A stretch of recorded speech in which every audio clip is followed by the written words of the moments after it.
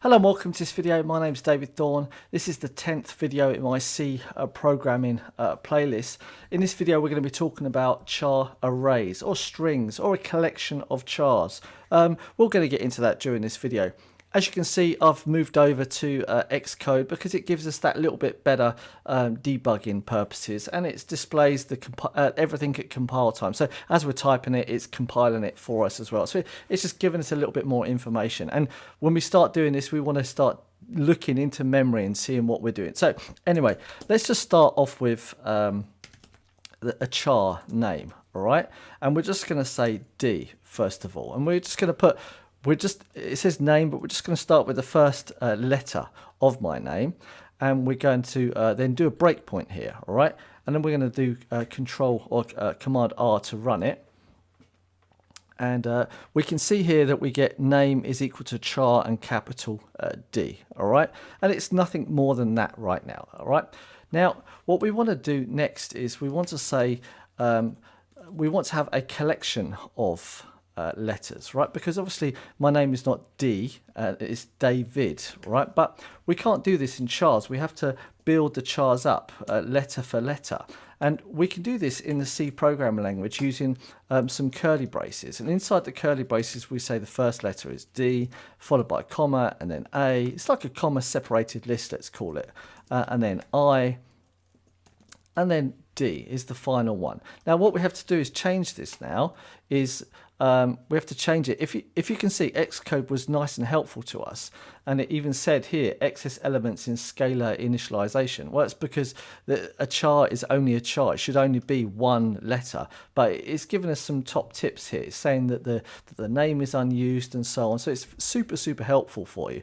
Now to tell the compiler that this is a collection of chars, we just literally have to put after the name, we just put some open and close square brackets. And to be able to print out this, we can now say name, and we say then %S to say, hey, this is a string or a literal string of characters.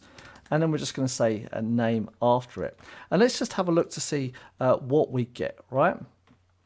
And we're running it, and we get this like funny David X blah, blah, blah, blah, blah here. And you're like, dude, what's going on there? And we look inside here and we say name, yeah, is the first element is then D, so the 0 element is D, and the first the one element or the second element is then the index of 1 is then A, the index of 2 or the third element is V, the index of 3 or the fourth element is I, and the index of 4 or the fifth element is then D at the end. But why is it then spitting out this funny thing at the end is the question. Well, what we have to do is we have to give it another character, and this is a null. It's a null character, basically saying it's the end of a string. It's the end of the sequence. It's the end of the collection. All right, and it's something to say, hey, this is in memory. This is the end of this one collection. All right, let's just run this again.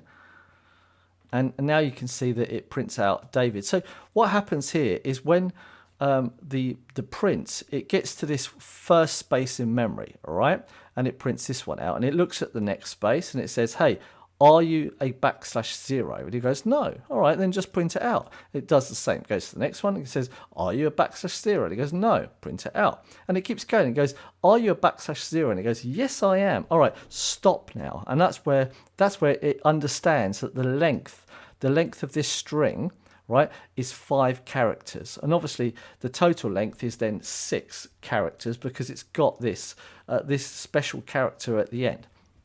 This is something you're going to have to understand in the C programming language, that a char array we can also say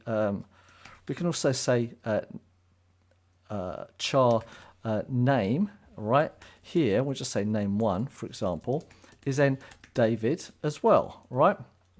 Now, if we print out if we print out this once again, put name1 here and name1 here, and then we'll run this one again, right? We want to be able to look in memory all the time because it's super interesting to see this.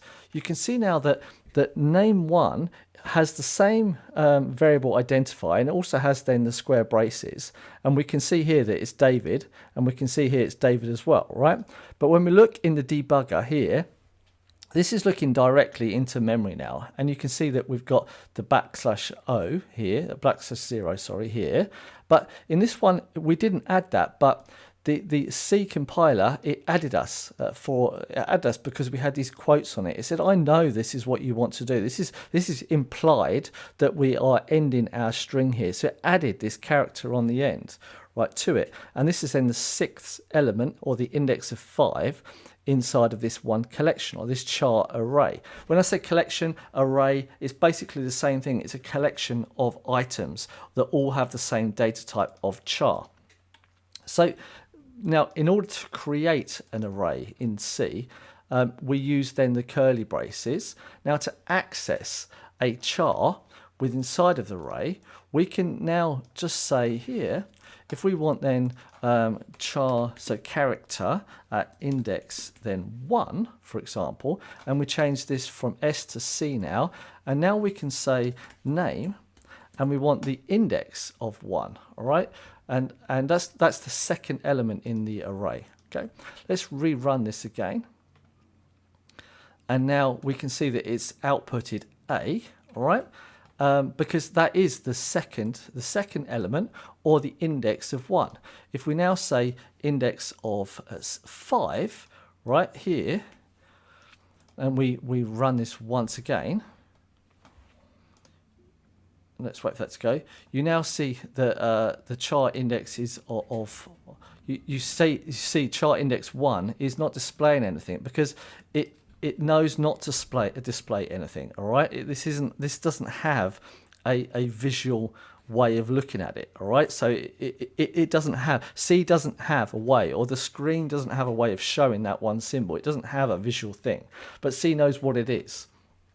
Anyway, so this is basically an introduction to char arrays, and we can do the char array with the double quotes, or we can do the char array with then the curly braces here. But you have to remember that if you're going to do this, there's another way of doing it, but we're going to skip over that for now, and you kind of see it up here, right? But that's too deep, and we're not going to go over that. So we got name here with then and so on.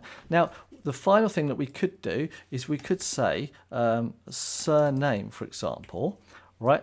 And we could declare surname. Now, my surname is Thorn, right? So we know that it's got 1, 2, 3, 4, 5 characters. Now, I knew that, but I was just counting it for you. Right, and we got surname. So we're going to say there's going to be 6 elements in this one. We want 6 elements in this one collection, all right? Because this is 1, 2, 3, 4, 5, 6. And we run this again. And now you can see that the unused variable of surname, but it doesn't matter because we see here that it's created this one. It's created it, and we've got then we've got just different random values in it, but we don't care about that. But it's got all of the information that we need. Now, if we come here, and now we say surname Thorn, and we have to come here, and we're going to say this is then going to be equal to T. We want it, and let's say then 1, 2, 3, 4, 5. So change this to 1, change to 2, 3, 4, and 5, and then we go H O R N and then \0 here. We run this once again. And now we can see that we have the surname is 0 is then T, the index of 1 is an H, index of 2 is 0, is O, sorry, and 3 is R, 4 is N, and so on, just the same. So you can see that we were able to access and also change the elements within inside of it. Now, we could also come here afterwards, and we could say surname like 3, 3 is equal to surname 4, right? And what we could also do here, for example, we could say that, let's just call it swap. And let's take, we want to take 3, for example. We're going to put the value of 3 into swap, right? And then we're going to put the value of 4 into 3, yeah? And then we're going to take the value of 4 and we're going to put then the value of swap into it. And now let's see what we get here. So now we come at the end and we can now see THONR, all right? So what we've done is we've stored the value in here and we've just moved them in memory, because the second that you write over that one box, and this is nothing more than like having boxes and then changing basically the different values and moving them around, all right? But you needed a place to store this element at number 3 first, so you could overwrite it and then change the value of 4 to put it there. Anyway, you'll see the swap function, right?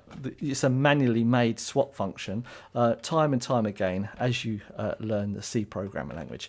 Anyway, I think that's enough of this one video. Thank you very much for watching. This is really an introduction to the char array, or arrays as well, and we're going to go use arrays so much more in the future. So don't worry about it, they're going to be everywhere. But this just shows you how to create a string and also a collection. All right. Anyway, there we go. Thanks very much for watching. I will see you in the next video.